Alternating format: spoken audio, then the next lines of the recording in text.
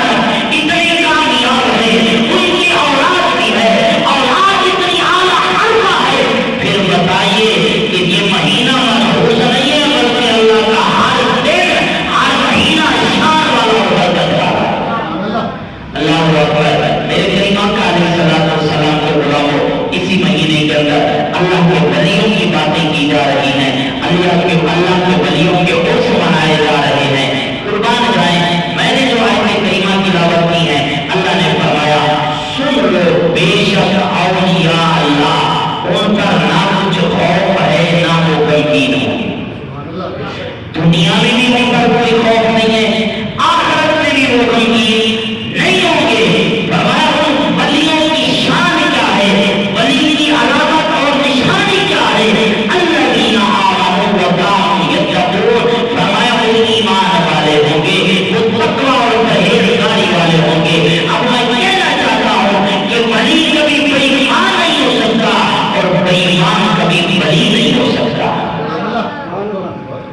یتقون تقوی پرہیزگار والے، تقوی کسے کہتے ہیں؟ کسی عالم دل نے کہا تھا کہ تقوی یہ ہے کہ جہاں رب نے منع کیا ہے، جانے سے روکا ہے، وہاں کبھی موجود نہ ہو، حاضر نہ ہو، اور جہاں رب نے جانے کا حکم دیا ہے وہاں کبھی غیر حاضری نہ ہو۔ اس کو تقوی کہا جاتا ہے۔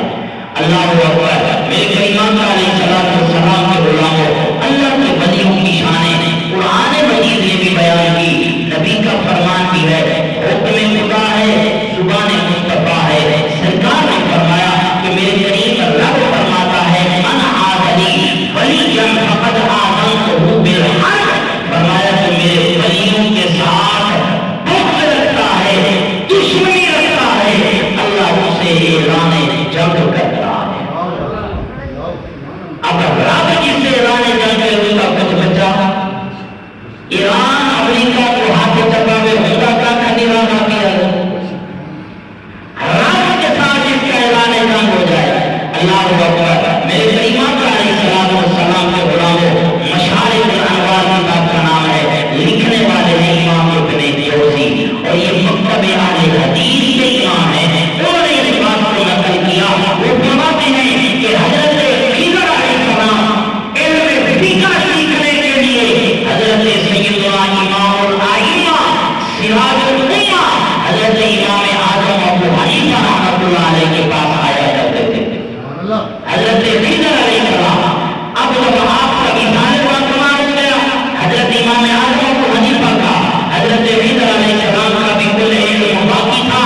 اللہ کی بارگاہ میں دعا مانگی کہ یا اللہ، حضرت امام اعظم ابو حنیفہ کو ان کی روح کو لوٹا دے، میں نے ان کے پاس جانا ہے، ان سے کچھ علم حاصل کرنا ہے۔ کریم رب نے روح کو لوٹایا، حضرت امام اعظم ابو حنیفہ کے مزار پہ حضرت خضر علیہ السلام جس وقت مجلس ہوا کرتی تھی اسی ٹائم میں جایا کرتے تھے، اور فرماتے ہیں کہ میں امام اعظم ابو حنیفہ سے مسئلے سنا کرتا تھا۔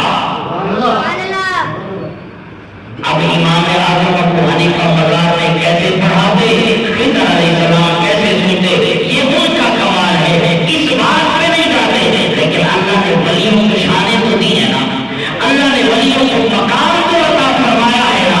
اب غور کیجیے گا، یہ ایک ولی کی شان ہے، ایک عالم کی شان ہے۔ شہید کے بارے میں رب فرماتا ہے، فرمایا تمہیں ان کی زندگی کا شعور نہیں ہے، ان کی زندگی کو سمجھ نہیں سکتے۔ اب میں آپ سے پوچھنا چاہتا ہوں، ولی کا مقام یہ ہے، شہید کے مرتبے کو ہم سمجھ نہیں سکتے، پھر ذرا سوچیے کہ نبی کا مقام کیا ہوگا، اور نبیوں میں پھر امام الانبیاء کا مقام کیا ہوگا۔ اور کسی نے سچ کہا، یہ شان ہے خدمت کاروں کی، سرکار کا عالم کیا ہوگا۔ اللہ اکبر، میرے امام علیہ السلام کے غلاموں، اور کیجیے گا، امام ابن حبان اور بیہقی شریف کے اندر شعب الایمان کے اندر یہ بات نقل کی گئی، حضرت ابو ہریرہ رضی اللہ تعالیٰ عنہ راوی ہیں، وہ فرماتے ہیں کہ کریم آقا علیہ السلام نے غلاموں کے سامنے کہا کہ اے میرے غلاموں، میں تمہیں ان کے بارے میں خبر نہ دوں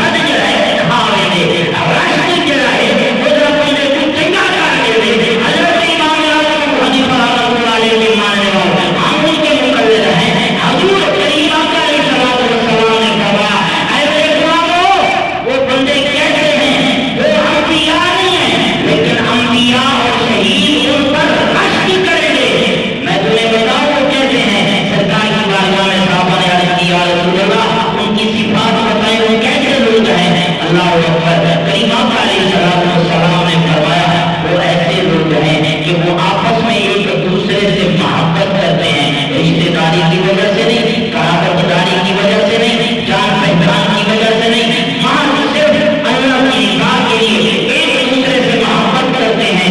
فرمایا قیامت کے دن انبیاء شہید بھی ان پر رشک کریں گے۔ وہ کتنی شان والے ہیں، وہ کتنے پیار والے لوگ ہیں، اور کیجیے گا آگے چلیے بات کو جلدی جلدی سمے پہ کریں۔ حضرت ابو ہریرہ رضی اللہ عنہ ہیں، امام ابن ماجہ نے مسند امام احمد بن حنبل کے اندر یہ بات موجود ہے۔ حضرت ابو ہریرہ راوی ہیں، کریم آقا علیہ السلام نے ارشاد فرمایا کہ اللہ جب کسی بندے سے پیار کرتا ہے نا تو پھر فرماتا ہے جبریل جی مولا، فرمایا جا میں فلاں بندے سے پیار کرتا ہوں، تو بھی اسے پیار کر۔ میں بھی اسے پیار کرتا ہوں، تو بھی اسے پیار کر۔ اللہ اکبر۔ جبریل علیہ السلام اپنی بارگاہ میں آج تک مالک میں بھی پیار کرنے لگ گیا۔ فرمایا آسمانی مخلوق میں اب جبریل خود تو اعلان نہیں کرتا نا، اور فرشتے اللہ کے حکم کے بغیر کچھ بھی نہیں کرتے۔ اللہ کے حکم سے آسمانی مخلوق میں اللہ کے حکم سے اعلان ہو جاتا ہے اللہ قرآن سے پیار کرتا ہے، تو بھی اسے پیار کرو۔ اللہ قرآن سے پیار کرتا ہے، تو بھی اسے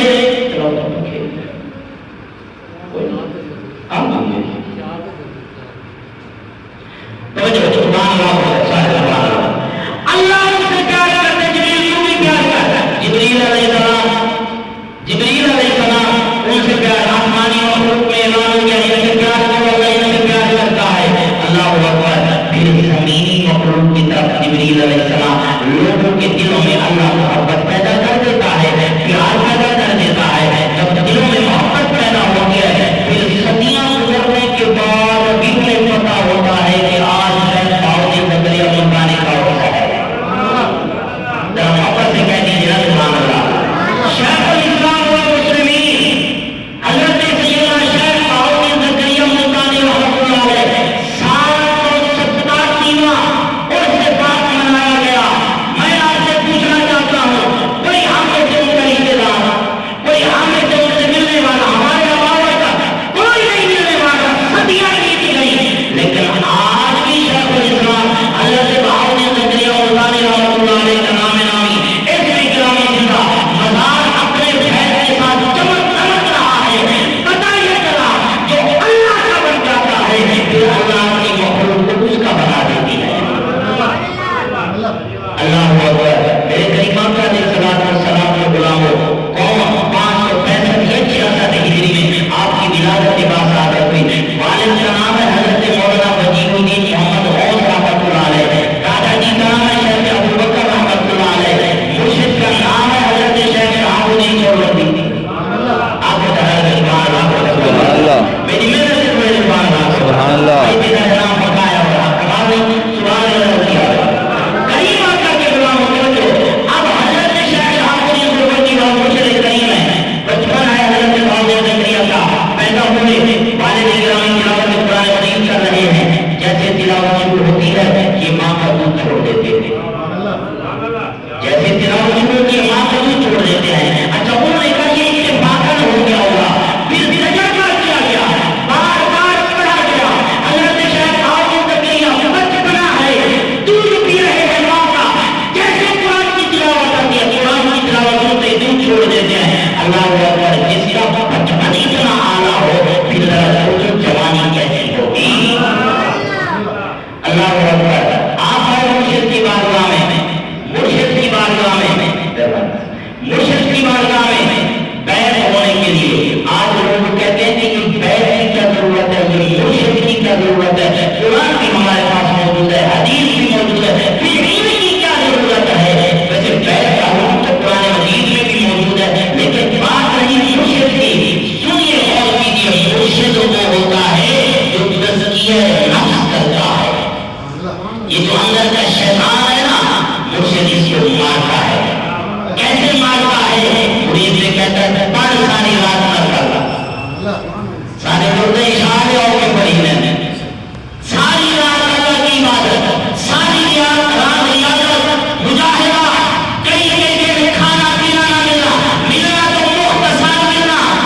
اللہ اکبر، یہ مرشد کا کام ہوتا ہے۔ آپ گئے حضرت شیخ شہاب الدین کی بارگاہ میں، حضور میں بیعت ہونے کے لیے آیا ہوں۔ جب آپ نے دیکھا ولی بھی تو پھر ولی ہوتا ہے، اس نے نظریں اٹھا کے دیکھی، جیسے ملاقات کی آپ نے اپنا حلقہ بھی دے دیا، اپنا مصلی کوئی آپ نہیں فرمایا، بزرگوں سے چلا آ رہا تھا، یہ مولا علی پاک کا مصلی تھا، مولا علی پاک کا مصلی آپ نے دے دیا۔ اچھا جیسے پہلے مرید کھڑے نا، بات سمجھو، جیسے پہلے مرید کھڑے انہوں نے جیسے پہ گئی پھر انہوں نے کہا کل کا جوان آئے، آپ ہی سے خلافت بھی مل گئی، آپ ہی مصلی بھی مل گیا، تبرکات بھی مل گئے۔ یہ تو مرشد نے کوئی انصاف نہ کیا۔ پیر ہمیشہ ان کو آدھے جرا مرید میں دل دے حال جائے، وہ پیر ہوتا ہے۔ آپ سمجھ گئے، آپ نے فرمایا نہیں کیسے نہ سمجھائے، طریقے سے آپ نے قبول کر لیے اور فرمایا مرید جتنے عقیدت مند تھے، آپ کے خلیفے تھے، سب کو دیے، فرمایا جاؤ ان کو ذبح کر کے آؤ، وہاں ذبح کرنا ہے جہاں کوئی نہ دیکھ رہا ہو۔ سبحان اللہ تعالی بولی تھی، وہاں ذبح کرنا جہاں کوئی نہ دیکھ رہا ہو۔ سارے خلیفے میں بن آئے، حضرت داؤد نے بکرے اور دانے جی میں چاہ کے گئے اور چاہ کے بن آئے۔ مرشد کریم نے دیکھا اور جب باقی بیٹھا نا انہوں نے دیکھا کہ تم قبول کر ذبح کرنا نہیں آنا، وہ کچھ نہ کیا بچاتا ہوا نہیں۔ اللہ اکبر، آپ نے پوچھا بہاؤدین کیوں نہیں ذبح کیا؟ حضور آپ نے فرمایا ہے جہاں کوئی نہ دیکھے، میں اندر بھی گیا، باہر بھی گیا، اوپر بھی گیا، نیچے بھی گیا، جہاں کہیں بھی گیا، کوئی نہیں دیکھ رہا تھا، رب ہر جگہ دیکھ رہا تھا، میرا رب ہر جگہ دیکھ رہا تھا، اس لیے ذبح نہیں کیا۔ اب سارے قریب پہ بیٹھ گئے کہ کمال کی بات ہے، اللہ اکبر، لیکن تسلی پھر نہیں ہوئی، کیونکہ یہاں کا جو کھڑا ہوتا ہے اس کو مارنا تو چھوٹا ہوتا ہے، تسلی پھر نہیں ہوئی۔ حضرت نے فرمایا جاؤ گھاس کاٹ کے لے آؤ، ذرا لال گھاس بچھانا ہے نیچے۔ اب سارے گئے، سارے سب گھاس کاٹ کے لے آئے، حضرت گئے آپ سوکھا گھاس اٹھا کے لے آئے۔ اب حیران ہوئے کہ حضرت جسے گھاس کا پتہ نہیں ہے آپ نے خلافت دے دی۔ اللہ اکبر، فرمایا کیوں سوکھا گھاس لائے ہو؟ حضور سر سب گھاس اٹھانا میں نے دیکھا ہے، وہ اللہ کا ذکر کر رہا تھا،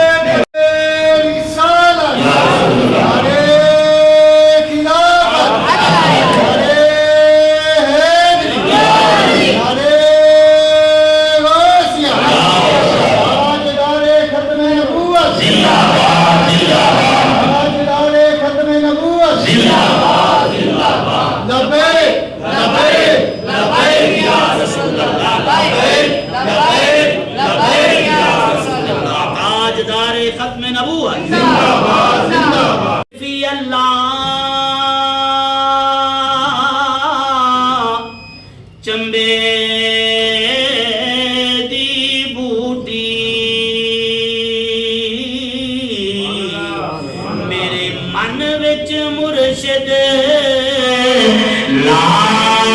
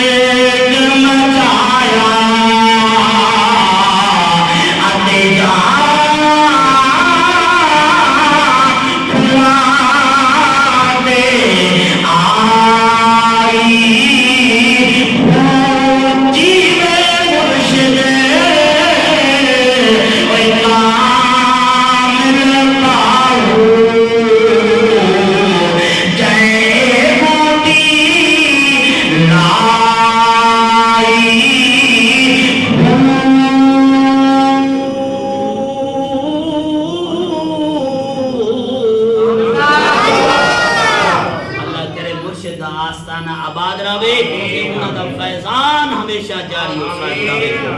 اسرا کے دولا پہ دائم درود نوشائے بزم جنت پہ لاکھوں سلام مصطفیٰ